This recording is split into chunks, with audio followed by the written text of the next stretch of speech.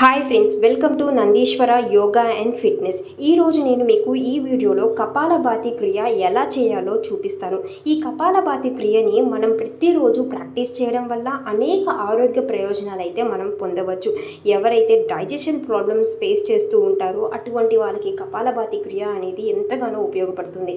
ఇంకా జలుబు చేసి బ్రీతింగ్ అనేది చాలా ఇబ్బందికరంగా ఉన్న వాళ్ళు కూడా కపాలభాతి క్రియ చేయొచ్చు. ఇంకా ఆక్సిజన్ లెవెల్ని ఇంప్రూవ్ చేయడానికి కూడా మనం కపాలభాతి క్రియ ప్రతిరోజు చేయొచ్చు.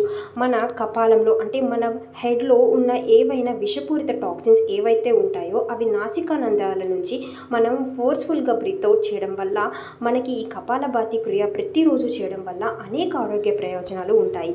అయితే చెయ్యని కూడని వాళ్ళు కూడా చాలామంది ఉంటారు. వాటి గురించి మీకు క్లియర్గా తెలుసుకోవాలి అని అనుకుంటే నేను మీకు లాంగ్ వీడియో షేర్ చేశాను. కపాలభాతి క్రియ చేయాలి, ఎవరు చేయకూడదు, ఎవరు చేయాలి, చేస్తే ఎటువంటి ప్రయోజనాలు ఉంటాయి అనేది నేను మీతో షేర్ చేశాను. వీడియో నచ్చితే లైక్ చేయండి.